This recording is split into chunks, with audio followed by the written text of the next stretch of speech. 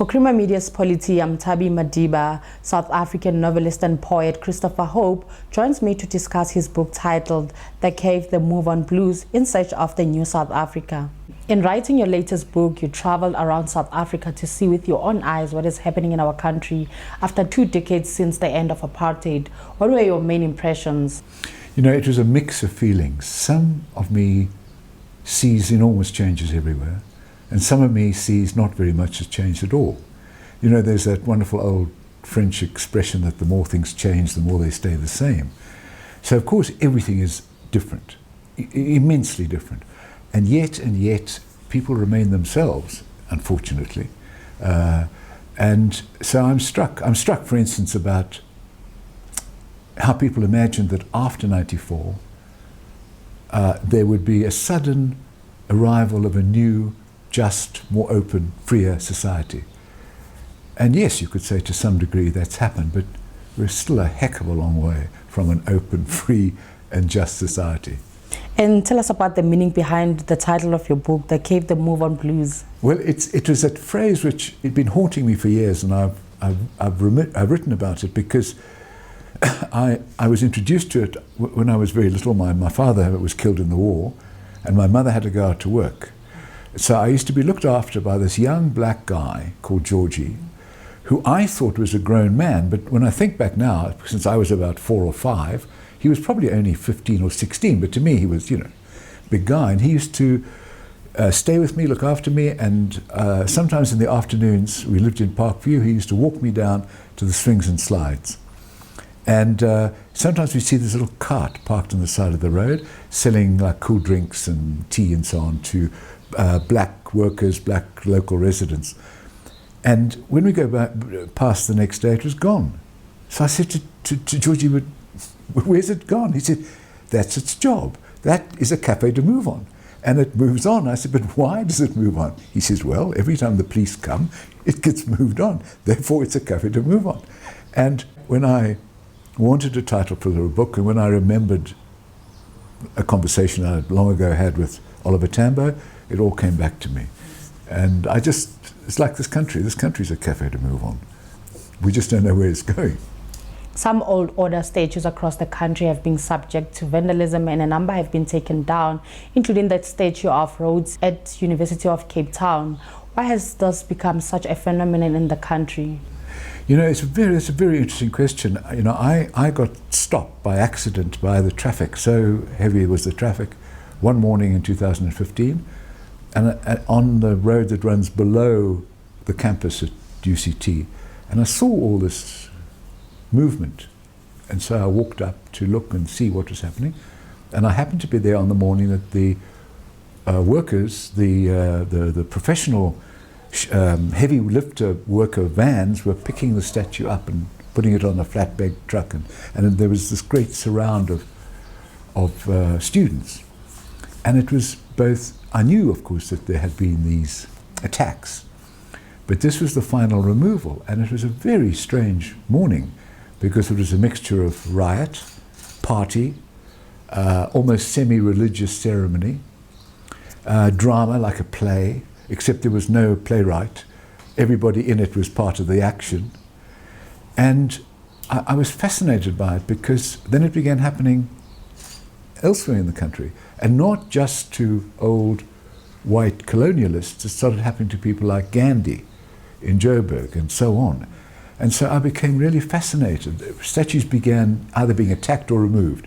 So I thought, and because I didn't understand what was going on, I thought I must travel around the country to each of these statues and look at them and try and work out what's going on. And I thought that we were the only people doing this.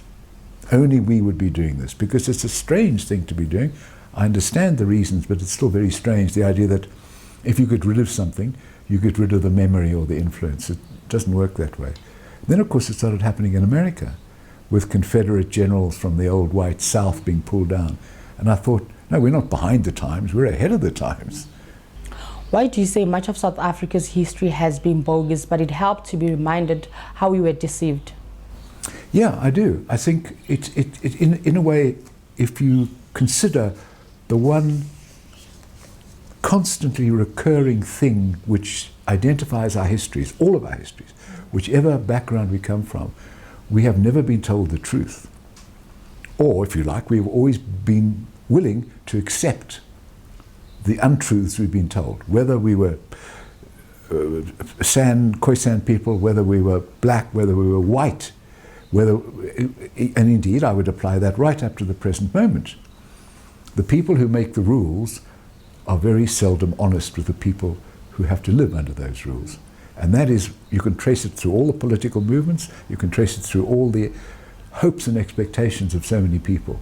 And I do find that interesting, and if a writer can do anything, it is at least to make sure that the words they use are as careful as possible and as clear as possible. And they may be wrong, but the people who read them should understand what is being said. Our political talk in this country is so vague, so abstract, and so often so untruthful, that it's very difficult for people to actually know what is going on. And I notice this again and again, which is why you have to look, like with the statues. Yes, I understand why certain statues would be removed, but what does it mean? And what does it say about how we got to be who we are? Those are the questions that really, and I don't have an answer, but I try and find at least some answers to it. Talk to us about how you were drafted into the Navy and posted to the gymnasium as an able seaman, and how your fellow trainee Snake was killed by your chief petty officer. Yeah, well, he tried to. I mean, it was, you know, in those days, when you were called up, and I was amongst the first generation where the 3-year military service became compulsory, all white males above the age of 16. And your choice was the Army, the Navy, or the Air Force or the Navy, and I wasn't going to go into the Army. So, and I think I'd only been to the sea twice or something, because I lived in Joburg, a long way. But I chose the Navy, and I got into the Navy, and I realized that A, the Navy wasn't much of a Navy anyway, because they didn't often go to sea. B, they were not very good sailors. D, this was not really about us being attacked by Russians or Russian submarines. This was the continuation of the Boer War, basically. This was a preparation for some sort of racial war.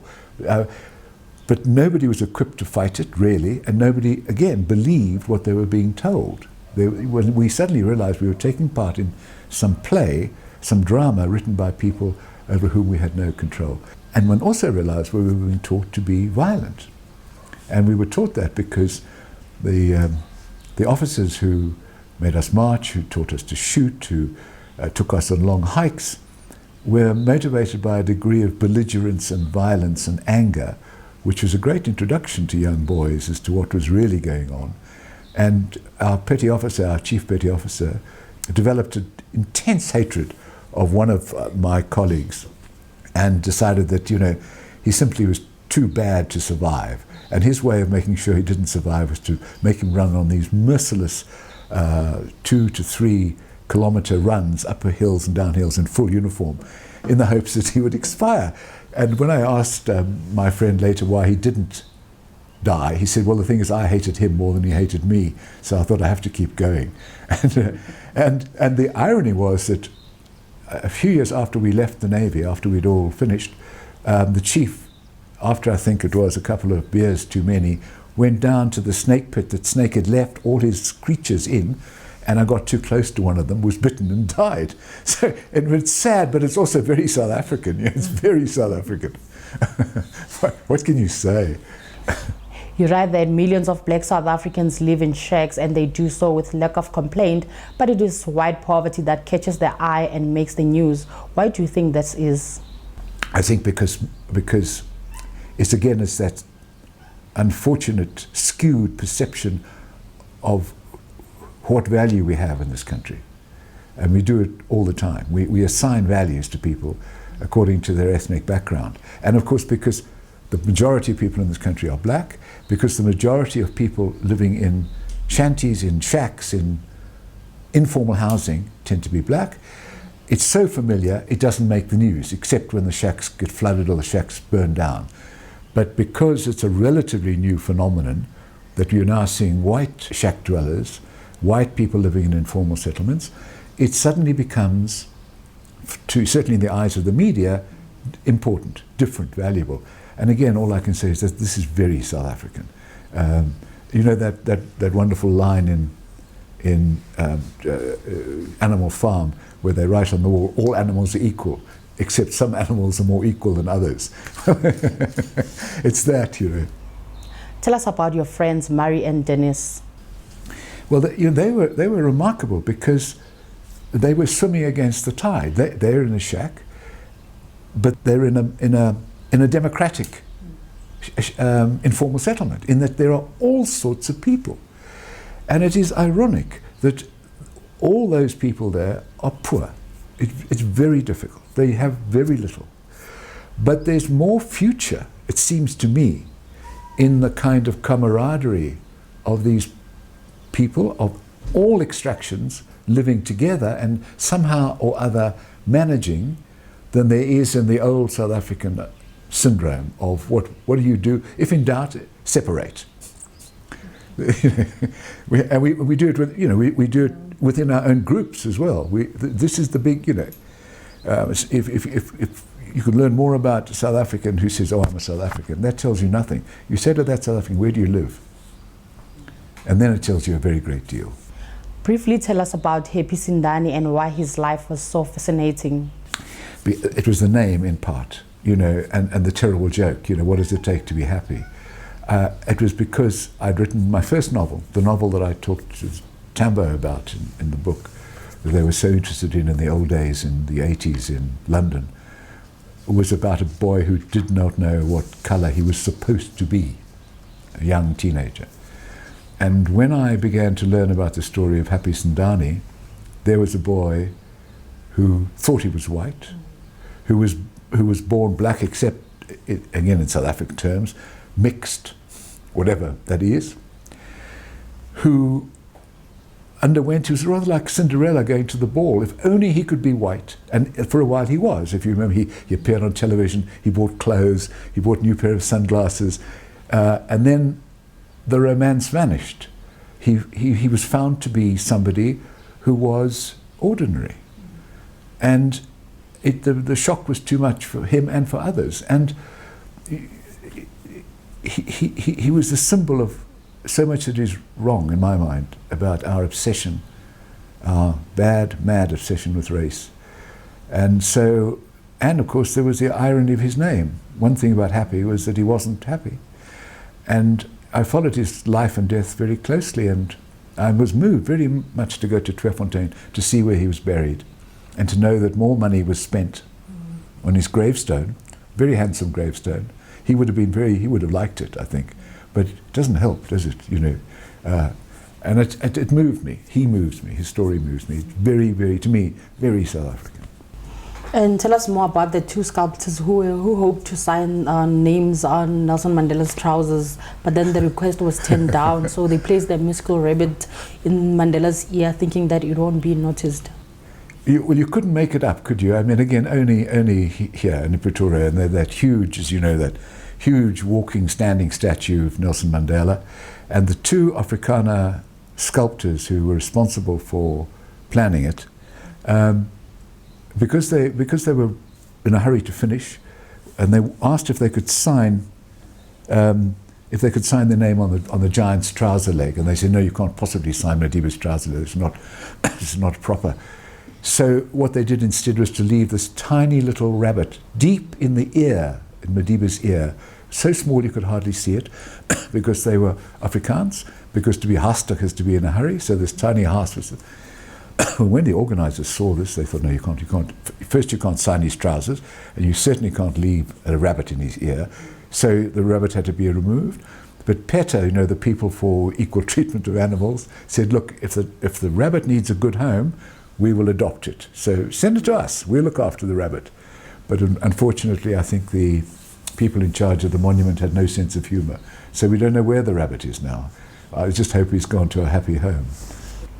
And lastly, the world you had known was being dismantled bit by bit as the signs and symbols that help you to identify yourself were recast and renamed.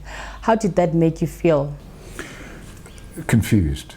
And I think it's inevitable, but I find it very difficult, because you grow up as I did in this country, you know, third generation, fourth generation South African. But that was always an open question anyway. What did it mean to be South African? In those days, to know what that meant, you had to show your passport so that people could then identify you by group or your ID card or whatever it was. It was a not very happy definition of what you were, was to call yourself a South African, because it avoided too many questions. Now we have the situation where what I see repeating, and it makes me very unhappy. What we got rid of was a white nationalism which was obsessed with ethnic background. It was a religion. It was a crazy, mad, and very evil form of hero worship of one race. We have, at least in theory, got rid of that way of thinking, so we say. However, it seems to me increasingly replaced by a black nationalism in certain quarters, which is almost a mirror image. So, you know, if I look one way, both remind me of how things used to be. And none of the looking is forward-looking. The light bounces between the two mirrors. And I've written about Eugene Terblanche, the old guy who ran the Avia Beer. Well, you know, there are times when I look left and I look at this young man, Malema, and I think, brothers under the skin. And I know they're different, and I know they come from different places, and I can't help it, but I'm quite nostalgic. I think, there you go, you know. The more we change, the more we stay the same. And as I say, that leaves me feeling very South African. Thanks very much for your time.